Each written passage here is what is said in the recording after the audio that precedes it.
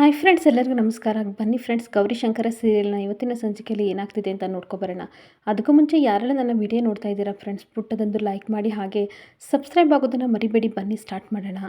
Friends, ಮೊದಲಿಗೆ ಇಲ್ಲಿ ಭಕ್ತಿಯಿಂದ ಹೋಮ ಪೂಜೆನ ಮಾಡ್ತಾ ಇರ್ತಾರೆ. ಗೌರಿಶಂಕರ ವಿಜಯ್ ಎಲ್ಲರೂ ಸಹ ಭಕ್ತಿಯಿಂದ ಪೂಜೆ ಮಾಡ್ತಿರ್ಬೇಕಾದ್ರೆ ಇಲ್ಲಿ ಪುರೋಹಿತರು ಹೇಳ್ತಾ ಇರ್ತಾರೆ, ಏನೇ ಸಂದರ್ಭ ಬರಲಿ, ಎಂಥ ಕಷ್ಟನೇ ಬರಲಿ, ಎಲ್ಲನೂ ಸಹ ಎದೆಗೊಂಡು ನೀವು ಎದುರಿಸಲೇಬೇಕು. ಇವಾಗ ಕಣ್ಣು ಮುಚ್ಕೊಂಡು ಪ್ರಾರ್ಥನೆ ಮಾಡಬೇಕು, ದೇವ್ರನ್ನ ನೆನಪಿಸ್ಕೋಬೇಕು ಅಂತ ಹೇಳ್ತಿರ್ಬೇಕಾದ್ರೆ ಭಕ್ತಿಯಿಂದ ಎಲ್ಲರೂ ಸಹ ಪ್ರಾರ್ಥನೆ ಮಾಡ್ತಾ ಇದ್ದರೆ ಈ ಕಡೆ ರುದ್ರನ ಚೇಲೆಗಳೆಲ್ಲ ಬಂದ್ಬಿಟ್ಟು ಎತ್ಕೊಳ್ರು ಅಂತ ಭೂವಿನ ಎತ್ಕೊಂಡು ಹೋಗ್ತಾ ಇರ್ತಾರೆ. ಹಾಗೆ ಈ ಕಡೆ ಶಂಕರನ ತಲೆ ನಾವು ಉಳಿಸಿದ್ರೆ ಒಂದು ಒಳ್ಳೆ ಬಹುಮಾನ ಕೊಡ್ತೀನಿ ಅಂತ ಅಣ್ಣ ಹೇಳಿದ್ರಲ್ವ, ಇವನ ತಲೆ ನಾವು ಉಳಿಸೇ ಬಿಡೋಣ, ಇವನನ್ನ ಸಾಯಿಸೋಣ ಅಂತ ಅವನ ಕತ್ತಿಗೆ ಈ ಕಡೆ ಕತ್ತಿ ತಾನು ಇಡೋಕ್ಕೆ ಅಂತ ಹೋಗ್ತಿರ್ಬೇಕಾದ್ರೆ ಅಲ್ಲಿ ತಾಯಿ ಪ್ರತ್ಯಕ್ಷ ಆಗಿ ಅವನನ್ನು ಕೈಯೆಲ್ಲ ನುಲುಚ್ಬಿಟ್ಟು ಸಿಕ್ಕಾಬಟ್ಟೆ ಹೊಡೆದ್ಬಿಟ್ಟು ತಾಯಿ ಕೆಳಗಡೆ ಬೀಳಿಸ್ಬಿಡ್ತಾಳೆ. ಹಾಗೆ ಭುವಿನ ಎತ್ಕೊಂಡು ಹೋಗ್ತಾ ಇರಬೇಕಾದ್ರೆ ಅಡ್ಡ ನಿಂತ್ಕೊಂಡು ಭುವಿನ ಇಸ್ಕೊಂಡು ಕಾಪಾಡ್ತಾಳೆ. ಹಾಗೆ ಭುವಿನ ದಿವ್ಯ ದೃಷ್ಟಿಯಿಂದ ಅಮ್ಮ ಆಗಿರೋದನ್ನೆಲ್ಲನೂ ಸಹ ಮಾಯ ಮಾಡಿ ಹಾಗೆ ಅವಳಿಗೆ ಮಾತು ಬರೋ ರೀತಿಯೂ ಸಹ ಮಾಡ್ತಾ ಇರ್ತಾಳೆ. ಇನ್ನೊಂದು ಕಡೆ ಇಲ್ಲಿ ಹೋಮ ಎಲ್ಲ ಮುಗಿಯುತ್ತೆ. ಆಗ ಪುರೋಹಿತರು ಹೇಳ್ತಾ ಇರ್ತಾರೆ, ಹೋಮ ಎಲ್ಲ ಸಂಪೂರ್ಣವಾಗಿ ಆಗಿದೆ, ನೀವು ಕಣ್ಣ ತೆರೆದುಬಿಟ್ಟು ಈ ಕಡೆ ಅಗ್ನಿ ಕುಂಡಕ್ಕೆ ಹಾಗೆ ಹೋಮಕ್ಕೆ ಪ್ರತಿಯೊಂದಕ್ಕೂ ಸಹ ಭಕ್ತಿಯಿಂದ ನಮಸ್ಕಾರ ಮಾಡಿ ಅಂತ ಹೇಳ್ತಾ ಇರಬೇಕಾದ್ರೆ ಇವರು ಕಣ್ಬಿಟ್ಟು ನೋಡಿದರೆ ಸಡನ್ನಾಗಿ ಭೂಮಿ ಕಾಣದೇ ಇಲ್ಲ. ಆಗ ಶಂಕರ ತುಂಬ ಟೆನ್ಷನ್ ಮಾಡಿಕೊಂಡು ಭೂವಿ ಭೂವಿ ಅಂತ ಕೂಗಾಡ್ತಿರ್ಬೇಕಾದ್ರೆ ಈ ಕಡೆ ಗೌರಿನೂ ಸಹ ಭೂವಿ ಎಲ್ಲಿದೆ ಅಂತ ಕಿರ್ತಾ ಇರ್ತಾಳೆ. ಅಷ್ಟೊತ್ತಿಗೆ ಈ ಕಡೆ ರೌಡಿ ಒದ್ದಾಡ್ತಿರೋದ್ರ ಹತ್ರ ಹೋಗ್ಬಿಟ್ಟು ಶಂಕರ, ಯಾರಲ್ಲ ನೀನು, ಎಲ್ಲ ನನ್ನ ಮಗಳು ಭೂವಿ ಎಲ್ಲ ಅಂತ ಕೇಳ್ತಿರ್ಬೇಕಾದ್ರೆ ನನಗೆ ನಿಜವಾಗ್ಲೂ ಗೊತ್ತಿಲ್ಲ ಅಣ್ಣ ಅಂತ ಅಂದಾಗ ಶಂಕರನಿಗೆ ತುಂಬ ದಿಗ್ಲತಾ ಇರುತ್ತೆ. ಎಲ್ಲ ಕಡೆ ಭೂವಿನ ಹುಡ್ಕಕ್ಕೆ ಅಂತ ಓಡೋಗ್ತಾ ಇರ್ತಾನೆ. ಅಷ್ಟೊತ್ತಿಗೆ ಭೂವಿನ ಎಲ್ಲ ಕಡೆ ಹುಡುಕ್ತಾ ಇರಬೇಕಾದ್ರೆ ಭೂವಿ ಅಮ್ಮ ಅಂತ ಜೋರಾಗಿ ಕೂಗಿದ ತಕ್ಷಣ ಹಿಂತಿರುಗಿ ನೋಡಿದರೆ ಭೂವಿ ಅಲ್ಲಿ ಪ್ರತ್ಯಕ್ಷ ಆಗಿರ್ತಾಳೆ.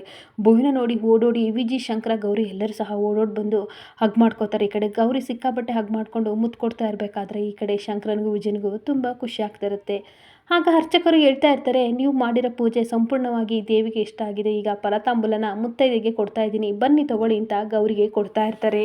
ಹಾಗೆ ಗೌರಿಗೆ ಬಾಗಿನ ಎಲ್ಲ ಕೊಡ್ಸಾದ್ಮೇಲೆ ಈ ಕಡೆ ಪುರೋಹಿತರು ಹೇಳ್ತಾ ಇರ್ತಾರೆ, ನೋಡಿ ನಿಮ್ಮ ಪೂಜೆ ದೇವರಿಗೆ ಇಷ್ಟ ಆಗಿದೆ, ಸಂಪೂರ್ಣವಾಗಿ ಎಲ್ಲ ಮುಗಿದೋಗಿದೆ, ಮಗುನೂ ಸಹ ಹುಷಾರಾಗಿದ್ದಾಳೆ, ನೀವು ಮನೆಗೆ ಹೋಗ್ಬೋದು ಅಂತ ಅನ್ಬೇಕಾದ್ರೆ ಶಂಕರ ಗೌರಿ ಕೈ ಮುಗ್ದೇ ಹೇಳ್ತಾ ಇರ್ತಾರೆ, ನಿಮ್ಮಿಂದ ನಮಗೆ ತುಂಬ ಉಪಯೋಗ ಆಯಿತು ಪುರೋಹಿತರೆ ಅಂತ ಅನ್ಬೇಕಾದ್ರೆ ಸರಿ, ಎಲ್ಲ ಒಳ್ಳೇದಂತ ಹೇಳಿ ಮಗು ಹಣೆಗೆ ಕುಂಕುಮನ ಇಟ್ಬಿಟ್ಟು ಹಾಗೆ ಪ್ರಸಾದನ ಕೊಟ್ಟು ಅಲ್ಲಿಂದ ಪುರೋಹಿತರು ಹೊರಟು ಹೋಗ್ತಾ ಇರ್ತಾರೆ. ಇನ್ನೊಂದು ಕಡೆ ಶಂಕರ ಭೂವಿ ಹಣೆಗೆ ಮುತ್ತು ಕೊಟ್ಬಿಟ್ಟು ಹೇಳ್ತಾ ಇರ್ತಾನೆ, ನೋಡು ಗೌರಿ, ನಿನಗೆ ಮಾತು ಕೊಟ್ಟಂತೆ ನಾನು ಎಲ್ಲ ರಥನೂ ಭಕ್ತಿ ಶ್ರದ್ಧೆಯಿಂದ ಮಾಡಿ ಮಗುನ ಹುಷಾರು ಮಾಡಿ ಹೋಗ್ತಾ ಇದ್ದೀನಿ. ಹಾಗೆ ಇನ್ನೊಬ್ಬರಿಗೂ ಸಹ ನಾನು ಮಾತು ಕೊಟ್ಟಿದ್ದೀನಿ, ಆ ಕೆಲಸನೂ ಸಹ ನಾನು ಮಾಡಲೇಬೇಕು, ಬರ್ತೀನಿ ಅಂತ ಹೊರಟು ಹೋಗೇ ಬಿಡ್ತಾನೆ. ಅವನು ಹೋಗೋದನ್ನ ನೋಡಿ ಈ ಕಡೆ ಗೌರಿ ತುಂಬ ಬೇಜಾರು ಮಾಡಿಕೊಂಡು ಹಾಗೆ ನಿಂತ್ಕೊಬಿಡ್ತಾಳೆ. ಇನ್ನೊಂದು ಕಡೆ ಮನೆಗೆ ಅಂತ ಶಂಕರ ಬರ್ತಾ ಇರಬೇಕಾದ್ರೆ ಮನೇಲಿ ಎಲ್ಲ ಲೈಟು ಸಹ ಆಫ್ ಆಗಿರುತ್ತೆ. ಹೊರಗಡೆ ಬಂದು ಸುನಂದ ಕೂತಿರ್ಬೇಕಾದ್ರೆ ಅಲ್ಲಿ ಶಂಕರ ಬಂದು ನೋಡ್ತಾನೆ, ಏನು ಅದಕ್ಕೆ ಕರೆಂಟ್ ಇಲ್ವ, ಯಾಕೆಲ್ಲ ಅದಕ್ಕೆವ ಈ ಥರ ಕೂತಿದ್ದೀರಲ್ಲ, UPS ವರ್ಕ್ ಆಗ್ತಿಲ್ವ, ಇರು ನಾನು ನೋಡ್ಕೊಬರ್ತೀನಿ, ಅದಕ್ಕೆ ಒಂದು ನಿಮಿಷ ಇರಿ ಅಂತ ಹೇಳ್ತಾ ಇರ್ತಾನೆ.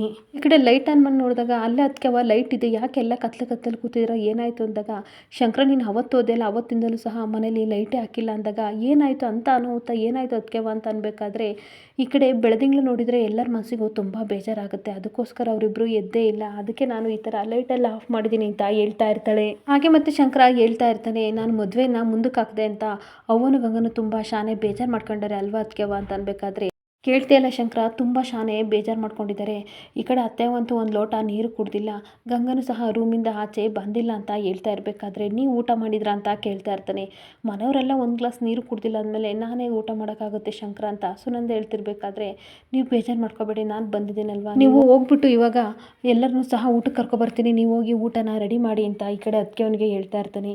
ಇನ್ನೊಂದು ಕಡೆ ಗೌರಿ ಯೋಚನೆ ಮಾಡ್ತಾ ಇರ್ತಾಳೆ, ಅಲ್ಲ ನಾನು ಏನೋ ಹೇಳೋಕ್ಕೆ ಹೋದೆ, ನನ್ನನ್ನು ಯಾಕೆ ಅವ್ನು ಅವಾಯ್ಡ್ ಮಾಡ್ದ, ನಾನು ಏನೋ ನನಗೆ ಸೇವೆ ಮಾಡಿದ್ದೇನೆ ಅಲ್ವಾ, ಅದಕ್ಕೋಸ್ಕರ ಒಂದು ಥ್ಯಾಂಕ್ಸ್ ಹೇಳೋಣ ಅಂತ ಹೋದೆ, ಅಷ್ಟೊತ್ತಿಗೆ ನನ್ನನ್ನು ಅವಾಯ್ಡ್ ಮಾಡಿ ಹೋಗೇ ಬಿಟ್ನಲ್ವಾ, ನಾನೇನಕ್ಕೆ ಅವನಿಗೆ ಥ್ಯಾಂಕ್ಸ್ ಹೇಳಬೇಕಿತ್ತು ಅಂತ ಒಬ್ಬೊಬ್ಬಳು ಮಾತಾಡ್ಕೊತಿರ್ಬೇಕಾದ್ರೆ ಅಲ್ಲಿ ವಿಜಿ ಬಂದು ಅವಳು ಭುಜನ ಹಿಡ್ಕೊಂಡು ನೋಡ್ತಾ ಇರ್ತಾಳೆ. ಏನಾಯಿತು ಗೌರಿ ಅಂತ ಅಂದಾಗ ಏನಿಲ್ಲ ಅಕ್ಕ ಅಂತ ಹೇಳ್ತಾ ಇರ್ತಾಳೆ.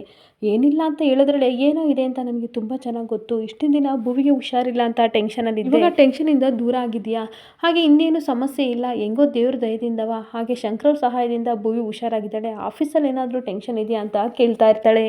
ಇಲ್ಲ ಅಕ್ಕ, ಆಫೀಸ್ ವಿಷಯಕ್ಕಾದರೆ ನಾನು ಇಷ್ಟೊಂದು ಥರ ಟೆನ್ಷನ್ ಮಾಡ್ಕೊಳ್ಳಲ್ಲ ಅಂದಾಗ ಮತ್ತೆ ಅದೇನು ಹೇಳ್ತೇ ಇಲ್ವೋ ಅಂತ ಅನ್ಬೇಕಾದ್ರೆ, ಅಲ್ಲ ಅಕ್ಕ ನಾನೇನು ಸಹಾಯ ಮಾಡಿದ್ದೀನಿ, ಶಂಕರನ್ಗೊಂದು ಥ್ಯಾಂಕ್ಸ್ ಹೇಳೋಣ ಅಂತ ಅಂದರೆ ಅವನು ಅಷ್ಟಕ್ಕೆ ಕೋಪ ಮಾಡಿಕೊಂಡು ಉಫ್ ಅಂತ ಉರಿಕೊಂಡು ಮುಖ ಎಲ್ಲ ಸಿಣ್ಸಿಣ್ ಮಾಡಿಕೊಂಡು ಹೊರಟೋಗೋದ, ನನಗೆ ಎಷ್ಟು ಹರ್ಟ್ ಆಯಿತು ಗೊತ್ತಾ ಅಂದಾಗ, ಓಹೋ ನೀನು ಅದಕ್ಕೆ ಬೇಜಾರು ಮಾಡ್ಕೊಂಡಿರೋದು ಅಂತ ಅಂದಾಗ, ಹೌದು ಅಕ್ಕ ನನಗೆ ತುಂಬ ಹರ್ಟ್ ಆಯಿತು ಅಂತ ಹೇಳ್ತಾ ಇರ್ತಾಳೆ. ಆಗ ವಿಜಯ್ ಹೇಳ್ತಾ ಇರ್ತಾಳೆ, ಬೇಕು ಅಂತ ಹೇಳ್ತಾ ಇರ್ತಾಳೆ, ಪಾಪ ಶಂಕರವರು ನಿನಗೋಸ್ಕರ ಮದುವೆನ ಮುಂದಕ್ಕೆ ಹಾಕಿ ಬಂದಿದ್ದಾರೆ ಅಂದಮೇಲೆ ಅವ್ರ ಮೈಂಡಲ್ಲಿ ಏನೇ ನೋಡ್ತಿತ್ತೋ ಏನೋ, ಹಂಗಿರ್ಬೇಕಾದ್ರೆ ನೀನು ಸ್ಲೋ ಮೋಷನಲ್ಲಿ ಏನು ಹೇಳಕ್ಕೆ ಹೋದರೆ ಅವರಿಗೆ ಅರ್ಥ ಆಗುತ್ತಾ ಹೇಳಿ ನೋಡೋಣ ಅಂತ ಕೇಳ್ತಾ ಇರ್ತಾಳೆ. ಅಲ್ಲಕ್ಕ ಒಂದು 2 ಮಿನಿಟ್ಸ್ ಇದ್ದರೆ ನಾನು ಥ್ಯಾಂಕ್ಸ್ ಹೇಳ್ತಿದ್ದೇನೆ, ಅದಕ್ಕೆ ಯಾಕೆ ಗುರ್ರ ಅಂತಂತ ಹೋಗಬೇಕು ಅಂತ ಅನ್ಬೇಕಾದ್ರೆ, ಓಹೋ ಅದಕ್ಕೆ ಅಮ್ಮರಿಗೆ ತುಂಬ ಕೋಪ ಬಂದಿದೆ ಅಂತ ಅನ್ಬೇಕಾದ್ರೆ, ಹ್ಞೂ ಅಕ್ಕ ಅಂತ ಹೇಳ್ತಾ ಇರ್ತಾಳೆ. ನೀನೇನು ಬೇಜಾರು ಮಾಡ್ಕೊಳ್ಳ ಅಂತಂದರೆ ಒಂದು ಮಾತು ಹೇಳಲ್ಲ ಅಂತ ವಿಜಯ್ ಹೇಳ್ತಾ ಇರ್ತಾಳೆ. ಅದೇನು ಹೇಳಕ್ಕ ಅಂತ ಅನ್ಬೇಕಾದ್ರೆ, ಅಲ್ಲ ಗೌರಿ, ಶಂಕರ್ ಒಂದೇ ಒಂದು ಸಲ ನಿನಗೆ ಹರ್ಟ್ ಮಾಡಿದ್ಕೆ ಇಷ್ಟೊಂದು ಥರ ಬೇಜಾರಾಗಿ ಕೂತಿದೆಯಲ್ಲ, ಅದೇ ನೀನು ಅವರಿಗೆ ಎಷ್ಟು ಸಲ ಅವಮಾನ ಮಾಡಿಲ್ಲ, ಎಷ್ಟು ಸಲ ಹರ್ಟ್ ಮಾಡಿಲ್ಲ, ಹಾಗಾದರೆ ಅವ್ರಿಗೆ ಇನ್ನೆಷ್ಟು ಬೇಜಾರಾಗಿರಬೇಕು ಅಂತ ಅಂದಾಗ ಗೌರಿ ಮತ್ತಷ್ಟು ಬೇಜಾರು ಮಾಡಿಕೊಂಡು ಸುಮ್ಮನೆ ಕೂತಿರ್ಬೇಕಾದ್ರೆ, ಮಾತಾಡು ಗೌರಿ, ಯಾಕೆ ಸುಮ್ಮನೆ ಕೂತಿದ್ಯಾ ಅಂತ ಕೇಳ್ತಾ ಇರ್ತಾಳೆ. ಹಾಗೆ ಪಾಪ ಗೌರಿ ಅವರಿಗೆ ನಿನ್ನಿಂದ ತುಂಬ ಅಂದರೆ ತುಂಬ ಸಲ ಹರ್ಟ್ ಆಗಿದೆ, ಅದನ್ನು ನೀನು ಅರ್ಥ ಮಾಡ್ಕೊ, ಅರ್ಥ ಆಗಲಿಲ್ಲ ಅಂದರೆ ಸಾಧ್ಯವಾದರೆ ಅರ್ಥ ಮಾಡ್ಕೊಳ್ಳೋಕ್ಕೆ ಟ್ರೈ ಮಾಡು ಅಂತ ಹೇಳಿ ಅಲ್ಲಿಂದ ವಿಜಯ್ ಹೊರಟೋಗ್ತಾ ಇರ್ತಾಳೆ. ಹಾಗೆ ಇನ್ನೊಂದು ಕಡೆ ಶಂಕರ ಅವನ ರೂಮಿಗೆ ಅಂತ ಬಂದು ಅಲ್ಲಿ ಲೈಟೆಲ್ಲ ಹಾಕಿದಾಗ ಈ ಕಡೆ ಭೈರದೇವಿ ತುಂಬ ಬೇಜಾರು ಮಾಡ್ಕೊಂಡು ಹೋಗಿ ಕೂತಿರ್ತಾಳೆ. ಶಂಕರನ್ ನೋಡಿದ ತಕ್ಷಣ ಅವ್ವ ಅಂದ ತಕ್ಷಣ ಅವಳು ಓಡ್ ಬಂದು ಹಗ್ ಮಾಡಿಕೊಂಡು ಕಣ್ಣೀರಾಗ್ತಾ ಇರ್ತಾಳೆ. ಅಲ್ಲ ಭೈರವ, ಯಾಕೆ ಈ ರೀತಿ ಮಾಡಿದೆ, ನೀನು ಈ ರೀತಿ ಮಾಡ್ತೀಯ ಅಂತ ಕನಸ್ನಲ್ಲೂ ನಾನು ಅಂದ್ಕೊಂಡಿರಲಿಲ್ಲ ಅಂತ ಅಂದಾಗ, ಅವ್ವ ಸುಮ್ಮನೆ ಇರವ, ಸಮಾಧಾನ ಮಾಡ್ಕೊ, ಇವಾಗಂಥದ್ದು ಏನಾಯ್ತವ, ಕತ್ಲಲ್ಲಿ ಯಾಕವ ಈ ರೀತಿ ಕೂತಿದ್ಯಾ ಅಂತ ಕೇಳ್ತಾ ಇರ್ತಾನೆ.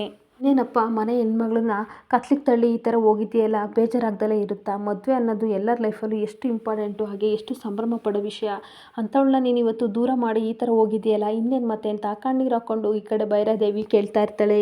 ಅಲ್ಲ ಮಗ, ಅವಳು ಚಿಕ್ಕ ವಯಸ್ಸಿನಲ್ಲೇ ನಿನ್ನನ್ನು ಮದುವೆ ಆದಳು, ನೀನು ಜೈಲಿಗೆ ಹೋದಾಗ ಕಷ್ಟಪಟ್ಟು ಓದಿ ಲಾಯರ್ ಆಗಿ ನಿನ್ನನ್ನು ಜೈಲಿಂದ ಬಿಡಿಸ್ಕೊಬಂದ್ಲು. ನನ್ನ ಮಗ ಆಯಿತಾ ಈ ಥರ ಕೆಲಸ ಎಲ್ಲ ಮಾಡ್ತಾಳೆ, ಕಟ್ಕೊಂಡು ಗಂಡ ಬಿಟ್ರೂ ಸಹ ಅವನಿಗೋಸ್ಕರ ಇಡೀ ಸರ್ವಸ್ವನೇ ಮುಡುಪಾಗಿ ಇಟ್ಟಿದ್ದಾಳೆ, ಇಂಥ ಕೆಲಸನ ಯಾರು ಮಾಡ್ತಾರೆ ಅಂತ ಹೇಳ್ತಾ ಇರ್ತಾಳೆ. ಹಾಗೆ ಇದು ಚಿಕ್ಕ ವಯಸ್ಸಿನಲ್ಲೇ ಆಗಿರೋ ಮದುವೆ, ಇದು ಮದುವೆ ಅಲ್ಲ ಅಂತ ಹೇಳಿದಾಗ ಸರಿ ಅತ್ತೆವ ಅಂದ್ಬಿಟ್ಟು ಬೇರೆ ಹುಡುಗನ ಮದುವೆ ಆಗಿ ಒಪ್ಕೊಂಡಿದ್ಲು. ಆದರೂ ಸಹ ಏನೇನೋ ಆಗೋಯ್ತು, ಆಮೇಲೆ ನೀನೇ ಮದುವೆ ಆಗ್ತೀನಿ ಅಂತ ಒಪ್ಕೊಂಡೆ, ಎಂಥ ಕಷ್ಟಗಳು ಬಂದರೂ ಸಹ ಎದುರಿಸ್ತಳು ನಮ್ಮ ಗಂಗಾ, ಇಂಥವಳಿಗೆ ಈ ರೀತಿ ಮಾಡ್ದಲ್ಲಪ್ಪ ಅಂತ ಹೇಳ್ತಾ ಇರ್ತಾಳೆ. ಆದರೆ ನೀನೇನು ಮಾಡ್ದು ಹೇಳ್ದ ಮಗ, ನೀನು ಹೆಣ್ಮಗಿನ ಜೀವನನ ಕತ್ತೆ ಒಳಗೆ ತಳ್ಳಿಬಿಟ್ಟು ನಿನ್ನ ಪಾಡಿ ನೀನು ಹೊರಟೋದೆ, ಆ ಹುಡುಗಿ ಭವಿಷ್ಯದ ಬಗ್ಗೆ ಒಂದು ಚೂರಾದರೂ ಯೋಚನೆ ಮಾಡ್ದ ಅಂತ ಕೇಳ್ತಾ ಇರ್ತಾಳೆ. ಈಗ ಶಂಕರ ಹೇಳ್ತಾ ಇರ್ತಾನೆ, ಪರಿಸ್ಥಿತಿ ಆ ಥರ ಇತ್ತು ಕಣವ ಅಂದಾಗ, ಎಂಥ ಪರಿಸ್ಥಿತಿ ಇತ್ತಪ್ಪ, ಸೂತ್ಕ ಏನಾದರೂ ಆಯಿತು ಅಂದರೆ ಜನ ಮದುವೆಗೋಸ್ಕರ ಸೂತ್ಕ ಇದ್ರೂ ಇರುತ್ತೆ ಅಂತ ಅಂದ್ಬಿಟ್ಟು ಅದನ್ನು ಮುಚ್ಚಿಟ್ಟು ಅದೇ ಟೈಮು ಅದೇ ಮುಹೂರ್ತಕ್ಕೆ ಮದುವೆ ಮಾಡ್ತಾರೆ, ಅಂಥದ್ರಲ್ಲಿ ಯಾವುದೋ ಮಗಿನ ಉಳ್ಸೋಕೆ ಹೋಗಿ ನೀನು ಈ ಕೆಲಸ ಮಾಡಿಬಿಟ್ಟೆ, ಆದರೆ ಆ ಮಗಿನ ಜೀವನ ಏನಾಯಿತು ಅಂತ ನೀನು ಕೇಳ್ಕೊಂಡ ಅಂತ ಅಂದಾಗ, ಇದೆಲ್ಲ ನನಗೆ ಅರ್ಥ ಆಗಲಿಲ್ಲ, ದಯವಿಟ್ಟು ನನ್ನ ಕ್ಷಮಿಸವ ಅಂತ ಅನ್ಬೇಕಾದ್ರೆ, ನನ್ನ ಹತ್ರ ಕ್ಷಮೆ ಕೇಳಿ ಏನು ಪ್ರಯೋಜನ ಅಂದಾಗ, ಗಂಗಾ ಇಲ್ಲವ ಅಂತ ಕೇಳ್ತಾ ಇರ್ತಾನೆ. ಇನ್ನೆಲ್ಲಿರ್ತಾಳೆ, ಮದುವೆನೇ ಹಾಳಾಗೋಯ್ತಲ್ಲ ಅಂತ ಕತ್ಲು ಕೋಣೆಯಲ್ಲಿ ಕೂತ್ಕೊಂಡಿದ್ದಾಳೆ ಅಂದಾಗ, ಸರಿ ಅವ್ವ ನೀವು ಊಟನೇ ಮಾಡಿಲ್ವಂತೆ, ಅದಕ್ಕೆ ಅವ್ವ ಹೇಳಿದ್ರು ಊಟಕ್ಕೆ ಬನ್ನಿ ಪ್ಲೀಸ್, ನಾನು ಗಂಗನ ಒಪ್ಪಿಸಿ ಕ್ಷಮೆ ಕೇಳಿ ಕರ್ಕೊಬರ್ತೀನಿ ಅಂತ ಅಲ್ಲಿಂದ ಶಂಕರ ಹೊರಟೋಗ್ತಾ ಇರ್ತಾನೆ.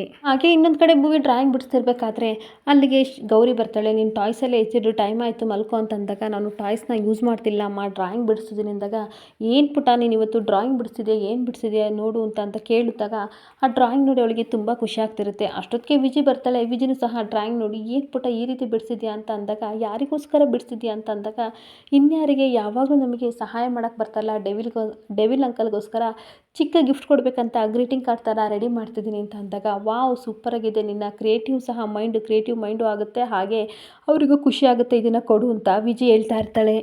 ಹೌದು, ಈ ಕಾನ್ಸೆಪ್ಟ್ ಏನು ಚಿತ್ರದಂತ ಕೇಳ್ತಾ ಇರಬೇಕಾದ್ರೆ, ಕೊಡಿ ಹೇಳ್ತೀನಿ, ಇದು ನಮ್ಮನೆ ಆಯಿತಾ, ಇದು ನೀನು ವಿಜಯ್, ಇದು ಅಮ್ಮ, ಹಾಗೆ ಇದು ಡೆವಿಲ್ ಅಂಕಲು, ಇದು ನಾನು ಅಂತ ಅಂದಾಗ, ನೀನು ನಮ್ಮ ಜೊತೆ ಇರ್ಬೇಕು ತಾನೆ, ಯಾಕೆ ಅಷ್ಟು ದೂರ ಇದೆಯಾ ಅಂತ ಅಂದಾಗ, ಡೆವಿಲ್ ಅಂಕಲ್ ಇಲ್ದಿದ್ದ ಮನೇಲಿ ನನಗಿರೋಕ್ಕೆ ಇಷ್ಟ ಇಲ್ಲ, ಅಮ್ಮನಿಗೆ ಡೆವಿಲ್ ಅಂಕಲ್ ಇಷ್ಟ ಇಲ್ಲ, ಅದಕ್ಕೋಸ್ಕರ ಅಮ್ಮನ ಬಿಟ್ಟು ಹೋಗೋಕ್ಕೂ ನನಗಾಗಲ್ಲ, ಅದಕ್ಕೆ ಈ ಕಡೆನೂ ಬೇಡ ಆ ಕಡೆನೂ ಬೇಡ ಅಂತ ಅಮ್ಮ ಮಧ್ಯದಲ್ಲಿ ನಾನಿದ್ದೀನಿ, ಹೇಗಿದೆ ವಿಜಯ್ ಅಂತ ಅಂದಾಗ, ವಿಜಿಗೂ ಮತ್ತು ಗೌರಿಗೂ ತುಂಬ ಬೇಜಾರಾಗ್ತಾ ಇರುತ್ತೆ.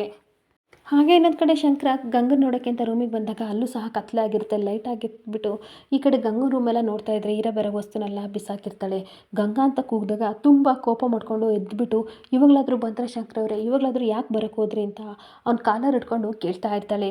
ಒಂದು ಹೆಣ್ಣಿನ ಜೀವನ ಎಷ್ಟು ಸಲ ಹಾಳು ಮಾಡಬೇಕು ಅಂತ ಇದ್ದೀರಾ, ಹೇಳಿ ಹೇಳಿ ಅಂತ ಅನ್ಬೇಕಾದ್ರೆ, ಏನು ಮಾಡ್ತಿದ್ದೀರಾ, ನನ್ನನ್ನು ಕಾಲರ್ ಬಿಡು ಅಂತ ಅನ್ಬೇಕಾದ್ರೆ ಬಿಡಲ್ಲ, ಏನು ಮಾಡ್ತೀರಾ ಇವಾಗ ಅಂತ ಕೋಪ ಮಾಡ್ಕೊಂಡು ಕೇಳ್ತಾ ಇರ್ತಾಳೆ. ಹಾಗೆ ನಿಮಗೆ ಮನಸ್ಸಾಕ್ಷಿ ಅನ್ನೋದೇ ಇಲ್ವಾ, ಎಷ್ಟು ಸಲ ನನಗೆ ನೀವು ಮೋಸ ಮಾಡ್ತೀರಾ ಅಂತ ಕಾಲರ್ನ ಹಿಡಿದು ಕಾಲ ಹತ್ರ ಕೂತ್ಕೊಂಡು ಅಳ್ತಾ ಇರ್ತಾಳೆ.